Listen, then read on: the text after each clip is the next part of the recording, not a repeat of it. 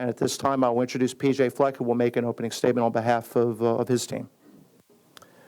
First off, I'm not sure how we became the home team. Middle Tennessee State's president is from this country, so I'm not sure how we became the home team, but we'll take it. Anytime you can be the home team, you want to be able to take that and run with it. So first off, just want to thank everybody here in this room. I want to thank Richard. I want to thank Lee, obviously, for all your tremendous and hard work. It obviously shows in the detail and the preparation of everything that went on here in the organization. People sometimes talk about the logistics of leaving a country and coming to play a bowl game. It was flawless. And the combination of you and Jessica Larmony and Richard and Hector, getting to know your family, you have a wonderful, wonderful family. And I want to thank ESPN, all of Popeyes, Bahamas Bowl Committee. Chris, thank you for keeping all the things in line in terms of the interviews. I mean, everyone's interview here, so professional, incredible questions. And I think you know a lot more about football than you give yourselves credit for. I will say that. You definitely do.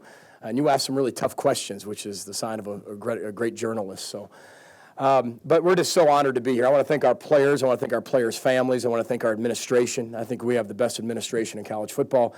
I work for a pioneer and a lady who took a chance on me 3 years ago when nobody else would. Who would hire a 31, 32-year-old young kid to run their program? She would. So I want to thank her and our president, Dr. Dunn. I want to thank my fiance, Heather, to be able to put up with a head football coach the way she does. She really is the rock of our family. I want to thank our kids back home. And like I said, our players, it comes down to this is a player's game. You know, coaches get way too much credit when you win. Coaches get way too much credit when you lose. All those things. It's a player's game. It's a lot of fun to watch these group of men do the things they do. So we're honored to be here. We really are. It's been a journey this year for our football program. We've really developed, gotten a lot better. A year and 16 weeks ago, we were the worst team in college football. And now all of a sudden, back-to-back bowl games, the greatest turnaround in program history and Mid-American Conference history, and the greatest in college football last year. And to be able to sustain that with the schedule we did, we called it a schedule of champions, playing Michigan State, playing Ohio State, playing Georgia Southern, playing Bowling Green and Northern Illinois, who both won the sides of the division, and then top it all off with the first ever top 25 win in our program, beating Toledo at Toledo to round out the year. So we're very honored to be here, not only just on the field with the accolades with these guys you're going to hear from in a little bit, but off the field. I'm very, very proud of these young men. You know, we had 12 all-conference players. Last year we had 11, and before that we had 1 in the 3 years we've been here. And that's on the field. Off the field's even more impressive. We had 1 academic All-MAC recipient year 1. We had 9 last year, and then we had 12 this year, including 4 distinguished scholars. There's a young man on our team by the name of Ronald Zamort, who's from Florida. If you would have told me he would have ended up, finished his final last week, ended with a 3.31 GPA, I would have told you you're crazy. But also, it just shows the development of our program, not only on the field, but off the field, and also in the community. I know our players really enjoyed being with your culture, with the Bahamian culture, and getting out there and being at the orphanage and also the football camp. I know they really enjoyed that. So I'm sure a lot of you have questions. We called it the Year of Champions and the Year of Nevers. We accomplished a lot of things that we've never accomplished in our entire program history. And we're looking to accomplish 2 more things come tomorrow at noon. So we're looking forward to it. With that, I'll open up for questions.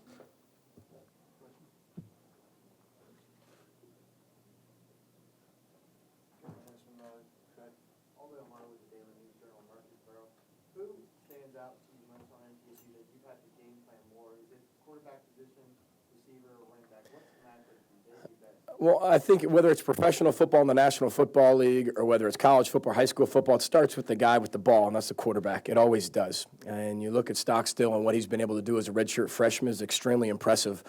I really call him a 12th-year senior. He's a redshirt freshman, but he's a 12th-year senior. You're the son of a head football coach. That immediately makes you smarter than everybody else in terms of the game of football, instantly, right? Because you're always around the game. I mean, he was probably 6, 7 years old, learning the China concept, smash concept, XY mesh concept. I mean, that's probably what he was learning while everybody else was playing with blocks and trucks, and that's what he was doing. So he's very sharp, very intelligent, and he makes everything else go.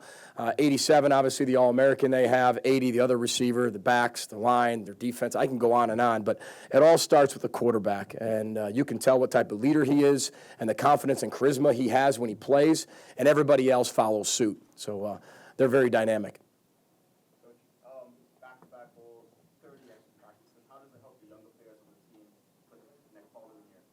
Yeah, well, we've had 13 extra practices right around that, which is an extra spring ball. And when we got done, these guys, we gave them a week off in terms of the players that actually play. And then we scrimmaged with our young kids for 3 straight days. And every other day we'd scrimmage with our young players. And when you talk about building a program, it's not just a one-year season, and that's it. And then you give up, right? You got to continue to build a culture. And, well, you do that is the bottom's got to get stronger. And how do you do that? You scrimmage them, you play them, you give them more reps. Because during the season, the reps go to these guys. And the scout team members don't get much. But then you kind of put everybody back in the blender. You give these guys a little bit of a break. And then you put the young guys in to continue to develop that program from the bottom up. And I thought we have a very, very exciting young class. We've had back-to-back-to-back #1 recruiting classes in our conference. Well, the first Wednesday in February, we'll find out if it's back-to-back-to-back, 3 in a row. But we're on pace to do it. And we're just going to continue doing that, changing our best, bringing in elite people first, and then elite players, because it starts with people. And there's no finer three men that are to my left in the country, in my opinion, in terms of the entire well-rounded whole individual. And that's what makes them really exciting, because they're incredible players, which you're going to be able to see. Keep your eye on 11, 8, and 84, but they're better people. That's what makes them very, very special.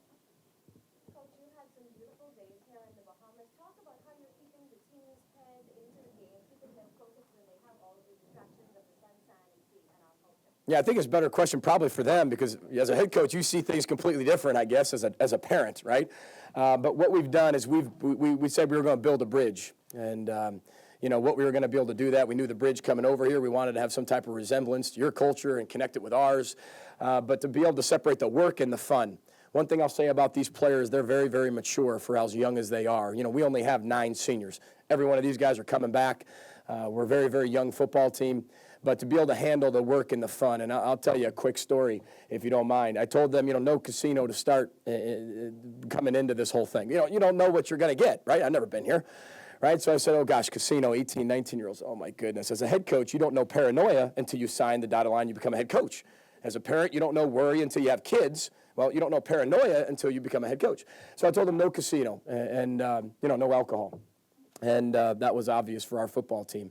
And one thing I'll say about these guys, day one was a test. It was a test.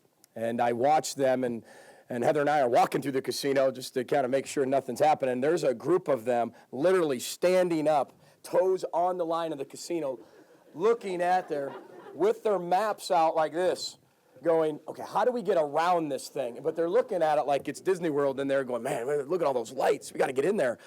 But one thing I told them the next morning, I said, hey, I trust you. And you built that trust. And I wanted to somewhat test to see who would listen and who didn't.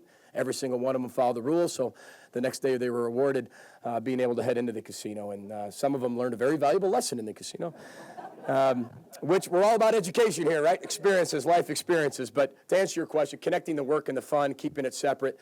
But we do that at home as well. These guys are very mature. They have to love football as well as love their family, love academics, love life, have a passion for it to play at Western Michigan, and they're very, very businesslike in that. But I tell you what, there's a lot of things to experience here on the islands. I still have to pinch myself to actually say we're actually here. And it's a beautiful place, probably the best place I've ever been to on a vacation, which you're actually working on a vacation, which is really nice. So hopefully I answer your question. Sure. Yeah, I'll start. Besides, obviously, the slides and the beach and everything like that, we got an opportunity to go to the orphanage. And it just so happened earlier in the day, we have a professor in the aviation program. And we were at the orphanage, and I was talking to one of the kids, and he came up to me, and he's a senior, 17 years old, taking the SAT. I can kind of relate, obviously, 4 years ago, that was me. And I just so happened to have an aviation T-shirt with me from Western Michigan, and he was talking about how he wanted to go into aviation, and I just thought that was really cool, and just like it was with me. I was like, would you like to have it? Kind of give it to him, and it was just really cool to kind of see him kind of light up and give him something, because we have one of the top aviation programs in the country, and it is kind of small world. Just happened to be there, happened to be with me on the bus, and so gave it to him. That was probably my favorite memory, just seeing him light up, and hopefully he'll wear that, and who knows, someday maybe he'll go to Western Michigan and be in the aviation program. It's pretty cool. Yeah, overall, this is a phenomenal experience, coming out I've never been to the Bahamas, never been out of the country, so this is a very beautiful place, and I thank Popeyes Bahama Bowl and, for blessing us with this opportunity to be here. And, for me, we got to play football with a lot of kids, and, for some of them, they've never really played football, never heard of it, and, it was a lot of fun just to see the looks on their faces, and, it was really a blessing. So. Like Corey said, I've never been out of the country, and every day I wake up and look outside my balcony, I just realize how blessed I am and how blessed we are to actually play football in this beautiful country. And one thing I really want to do is go with the Dolphins, and we're doing that today, so I'm really excited for today. But it's been an awesome trip, and thank you guys. We really appreciate it. They got to stay in the shallow one, though. We don't need them going under. Paranoia, you never know. Hey, Brian. The matchup was announced that playing Middle Tennessee's like looking in the mirror. What is it about them that's so similar to you guys? Because they're going to probably have three guys up here the same positions, right? They're going to have the quarterback and two receivers, and there they are. One thing, first and foremost, they're very, very well coached. Coach Stockdale, one of the legendary coaches in college football, and has done a tremendous job building his culture. And, they're a very disciplined team on the field, and you can definitely see that. And I think that's, what we want to be able to represent every single day is being a disciplined football team that plays the game the right way and respects the game at all times.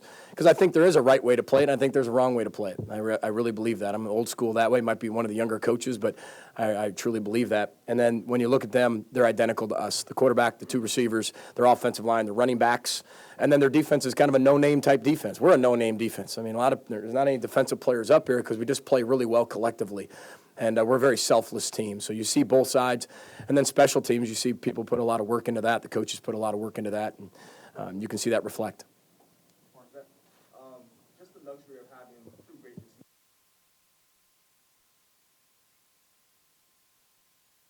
Yeah, it's kind of a blessing and a curse because you got to get them all the ball. We have such talented guys, and there's so many of them. Obviously, it makes my job easy and then hard at the same time because you got to find creative ways to get them the ball, and they're all special with the ball in their hands.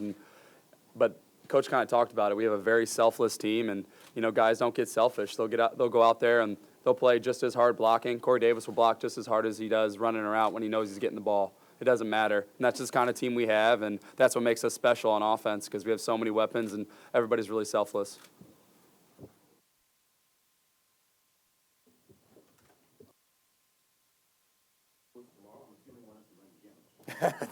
That would be the one. And then we've never had back-to-back 8-win seasons in our program either. So, when I took the job, there was a lot of challenges ahead. And Kathy laid them all out and put them all out there for me. And I was in the National Football League at the time and thought my career path was going to keep in the National Football League. And Kathy laid out all the challenges that were ahead, and that was a perfect job for me.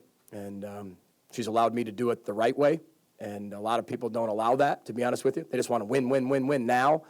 And we knew the way we were going to do it the right way. It was going to take a little bit of time, hence the 1-11 season to start the Coach Fleck tenure.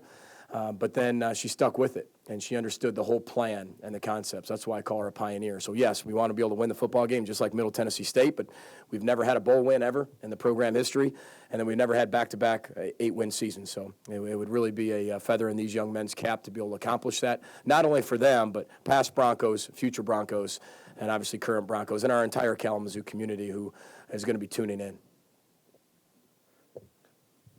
Coach, you said earlier that we here in the Bahamas, we pretty much understand football. You were impressed by some of the questions you were getting. My question to you would be, do you have any plans to get some of our Bahamian talented young guys to play for us? Well, I'll say this. You're big into track, right? Speed kills.